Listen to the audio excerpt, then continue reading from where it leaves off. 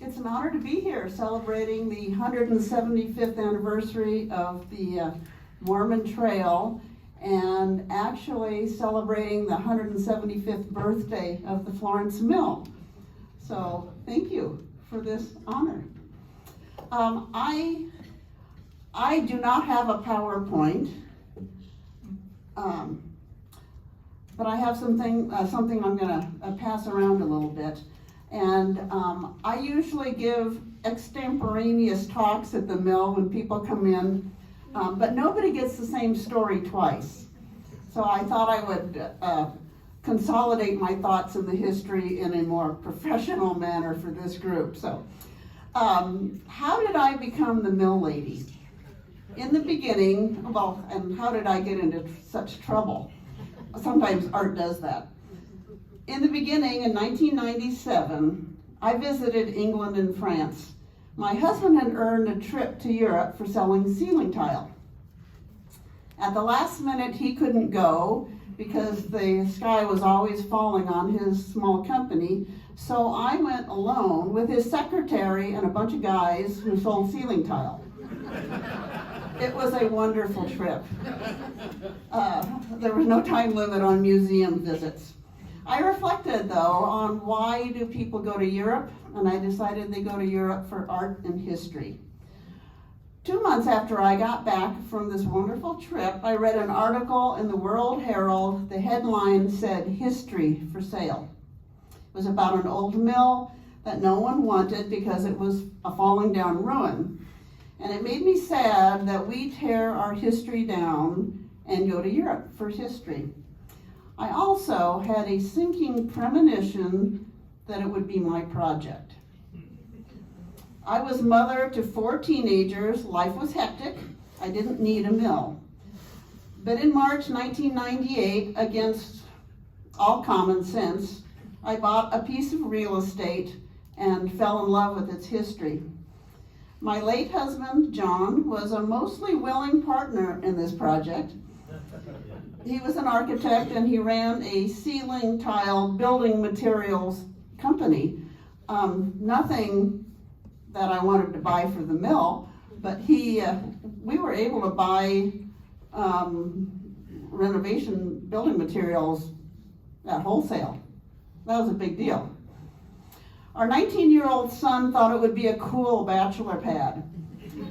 Our 13-year-old twin boys thought it would be a great skateboard park. Our daughter barely noticed it, and she didn't care because she was, 17. There were many reasons nobody wanted this mill. It was leaning precariously into the street, basically falling down. It had only a partial roof, so it had rained and snowed inside for decades. Its windows were rotted and boarded up. Its interior floors and walls were covered with hardened pigeon poop. There was a swamp in the basement. Basically, it was dark, scary, stinky, and an unhealthy ruin. But in my mind, it was a priceless building and should not be torn down for a quick shop. Becoming the mill lady, founder and janitor of a nonprofit museum was not a role I expected or planned for in my life. But oddly, all my seemingly unrelated interests and experiences came together in preparation for exactly this role, being the mill lady. I was an artist. I had organized cultural experiences monthly for 10 years at my kids' grade school. And I was also a landlady, so I wasn't afraid of a deteriorated building. I actually thought I might rent out studio space to artist friends. That was my vague intention. Instead, that first summer, when I was simply cleaning the mill, I had 1,000 visitors, and the mill was not open. They were all coming to see the Mormon hand-hewn pegged timbers. They didn't know about the gold rushers' involvement. And I want to pass something around.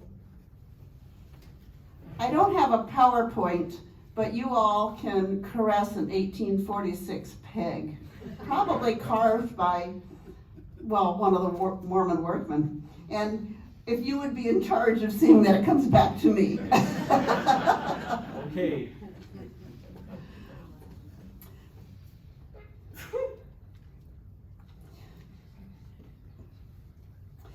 Those visitors were not aware of the gold rushers' timbers, but with that crush of visitors to see the mill, its old timbers told me that studio space for artists was not the right function or purpose for the mill. It needed to be open as a cultural site. And I do want to say that over my almost 25 years involvement with the mill, many odd things have happened to me, and things just happen. I don't necessarily ask for something, but an answer will come to me. And there have been many angels of the mill. In fact, there were 4 Mormon missionaries initially that helped us haul out all the crap. And I get help from some of the singers from yesterday's morning. They helped clean out this spring, so I'm very grateful for the angels of the mill. That any 1846 timbers remained in 1998 seemed a miracle.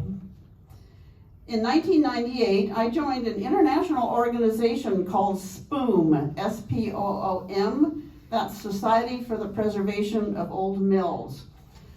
I went to several conferences, some in Chicago, North Carolina, and the East, and I learned that there are many pastoral and beautiful mills in this country, but I also saw that those pastoral mills were seeking a story.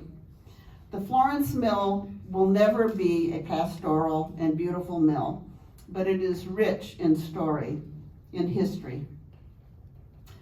Only 2 things remain from winter quarters. A headstone here that says Amy in the trail center, and some hand-hewn pegged timbers in the Florence Mill, which you all are holding as you pass it around. In my mind, what remains of winter quarters is a metaphor, a tender metaphor, of tragedy and hope. Tragedy because so many died here that first winter of 1846, and hope because who builds a mill in the wilderness?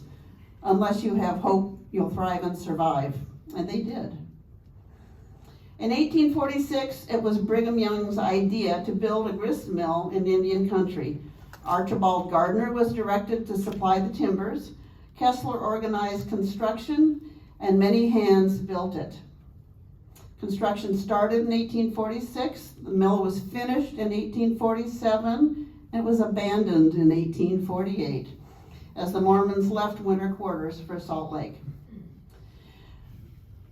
But before Brigham Young left to explore the West in Pioneer Company, he sold the mill to John Neff, a fellow Mormon, just 2 months after construction was completed. John Neff was a wealthy mill builder from Lancaster, Pennsylvania, who converted. He ended up in Nauvoo and trekked to winter quarters. John Neff, I've had many descendants of the Neff family stop by the mill over the years, and I found that John Neff is sometimes called Brigham's piggy bank in the history books. Have you found out? I'm going to copyright that. John Neff bought the mill for $2,600, and I have a copy of the deed at the mill, enabling Brigham Young to outfit his exploratory pioneer company, soon heading west, and he also paid the men who built the mill. Of all the grist mills John Neff built or owned, the winter quarters mill is the one he owned the shortest amount of time, but it is the only one that still stands now, encapsulated in the Florence Mill.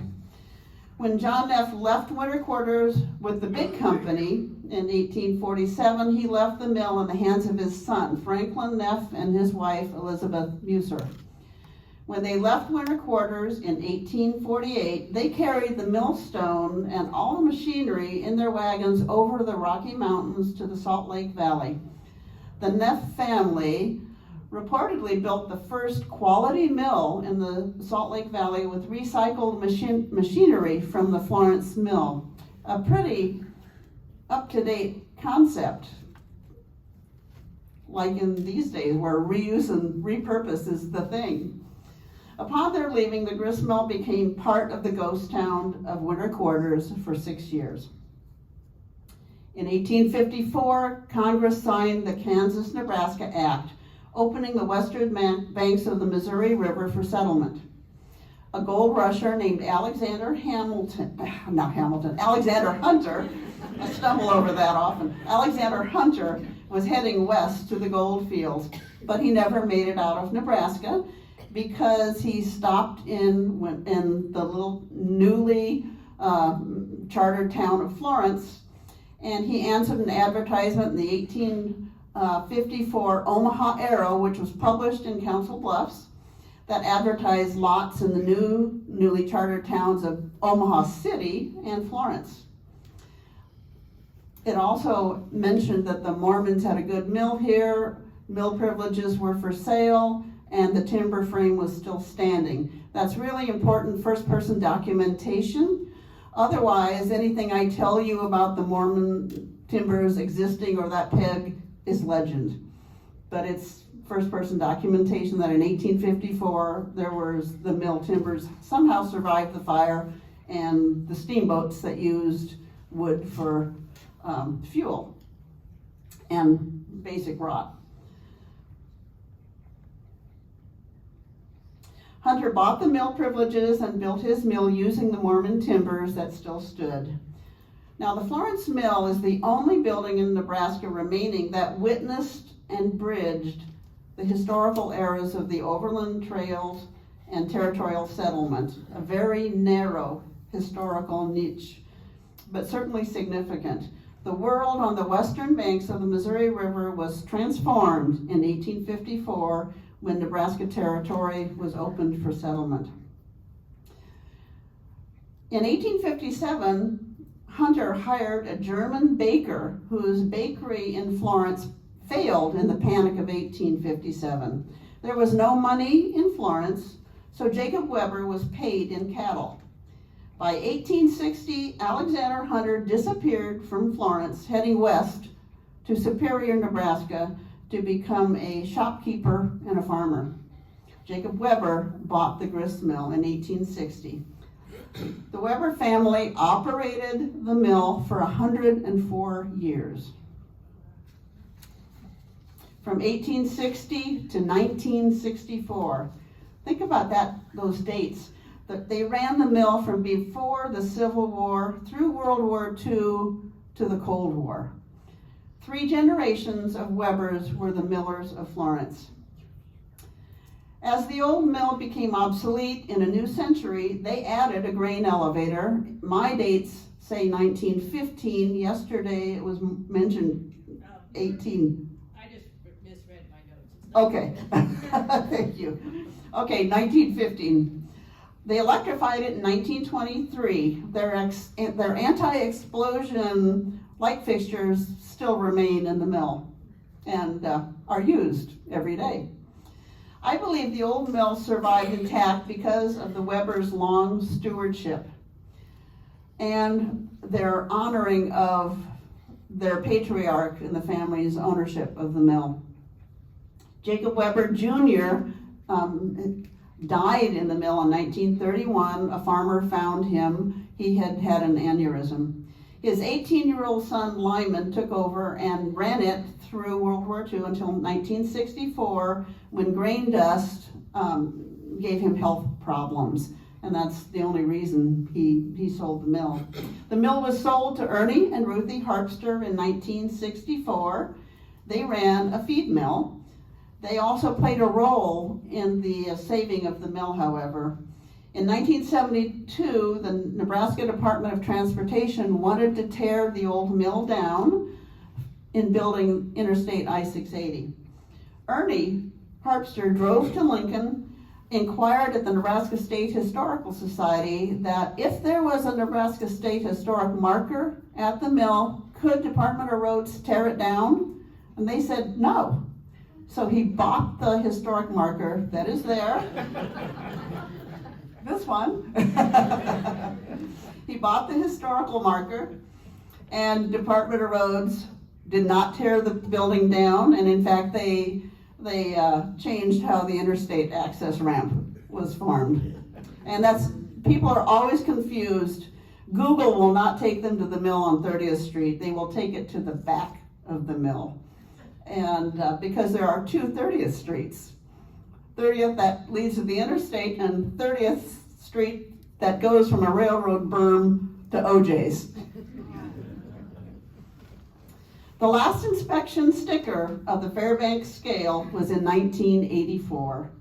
The Harpster's Mill sat empty of operation and full of junk, a target for invasion by vandals. It was for sale, but most thought it too far gone to save. I'm not going to repeat what I just told you about my involvement, because this is where I step in. And instead, the Florence Mill has gone from ruin to recognition on the National Register of Historic Places and as a Save America's Treasures project. It now serves an unusual function, connecting agriculture, because it is an agriculture site, and I run a farmer's market there every Sunday from 10 to 3, and it's like a country fair. I bring in animals, I call it country school. This Sunday is a turkey. Have live music and food trucks, but it brings agriculture to the mill. History, because Brigham Young's not local, and it's a significant history nationally and internationally. I get visitors. I've had a visitor from England following the hand carts and that showed up.